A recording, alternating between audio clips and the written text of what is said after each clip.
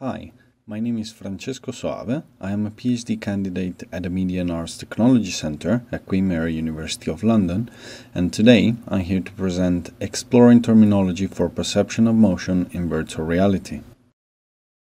Movement is one of the key aspects of any virtual reality application and plays a major role in both seated or non-seated VR experiences. When talking about movement in VR, we can broadly differentiate researchers focused on locomotion techniques like walking, flying, teleporting, and research on the user experience of motion. Our research is part of the second group and focused on the user perceptual environment and the experience of self-motion. Self-motion in virtual reality has traditionally been studied in psychophysical studies in which a range of wording has been adopted to describe self-motion. However, it is not clear from current research whether the words used in self-motion studies actually match study participants' own intuitions and interpretation of the experience of self-motion. And we argue that the terminology used in self-motion studies should be drawn from a participant perspective.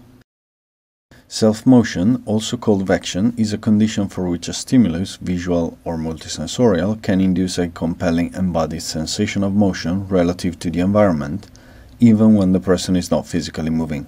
Self-motion has been traditionally studied in laboratory settings, using mostly visual stimuli, but also auditory and haptics. Due to the importance of movement in virtual reality, self-motion in VR has been studied in different setups and often in correlation with spatial presence and motion sickness.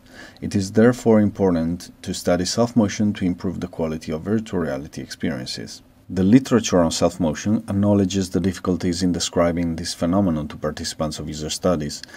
In addition, there does not seem to be a single and robust measurement for it. The terminology used to describe these measurements and tasks to participants of a user study suggests that there is a broad range of ways these can be presented.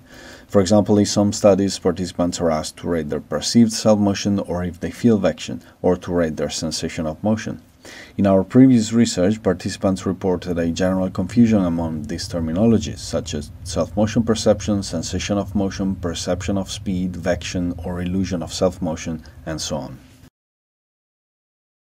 The core contributions of this paper are to identify current ambiguities and the terminology adopted in self-motion research, to describe categories in which different sentences about self-motion can be organized, and finally to highlight some key considerations for describing and running self-motion user studies. In this research, we developed an online survey with an open card sorting activity. Card sorting is a methodology often used in user experience research and information organization tasks. In our studies, participants were free to create groups and were then asked to justify their choices in what is called open card sorting activity. Participants were presented with a set of 17 sentences derived from existing literature and our previous findings. The task was to find semantic similarities between these items, so to group them together based on their meaning. Participants were required to categorize sentences in between 3 and 10 groups. We collected data from 50 participants, 24 males, and 76% of them reported a C2 proficiency level of English language. There were substantial differences in their gaming experience, with 42 of them who never play video games and 34% playing more than 3 times per week. 80% of respondents don't have any experience with virtual reality. The first step of the analysis was to identify the most relevant combinations by number of appearances. This was done by generating a heat map of the Pearson correlation between the sentences. The more often two sentences were grouped together by participants, the higher the correlation between them.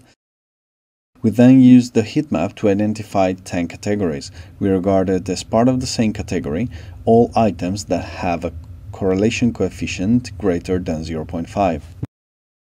It is important to note that not every participant grouped items in the same way, therefore the same sentences could be grouped together for different reasons. To address this, in a second phase we analyzed the justifications given by participants for each of the 10 categories, and we extracted the most common keywords used by participants to address their choice. For example, Category 5 contains the sentences that mention the train as the subject, therefore are strongly linked to the context of the research. Particular care should also be taken when discussing perceptions or sensations, since some participants used both words interchangeably, but other participants made a clear distinction.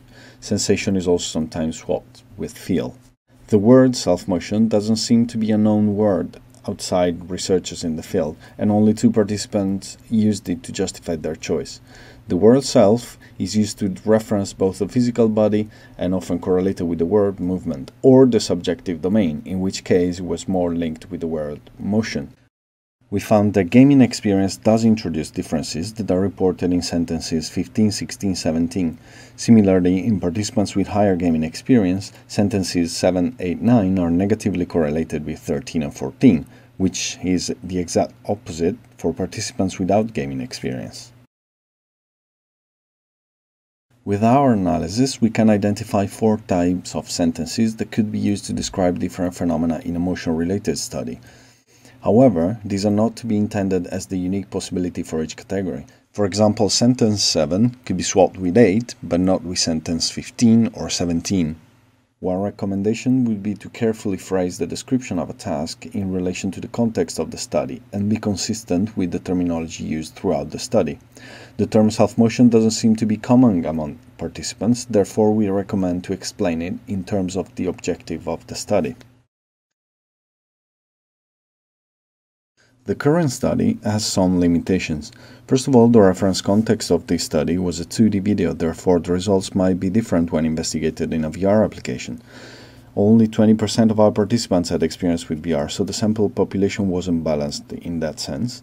However, self-motion studies don't usually require expert population. Some sentences that were categorized differently in this study might not necessarily produce different results in a study on self-motion, as this might depend on the context of such study and participants' previous experiences. Finally, the justification feedback provided by participants might not be extensive enough to fully investigate the information gathered, and an open discussion like a workshop or group activity could be beneficial. To conclude, we argue that terminology in self-motion in VR has not been particularly considered in research. We believe that in a HCI-oriented approach, it is fundamental to consider the user's perspective. This study highlighted contextual and experiential differences in interpretation and comprehension of wording by our participants. Based on the findings, we discussed the areas in which confusion might arise and noted some suggestions for researchers in the field. Thank you.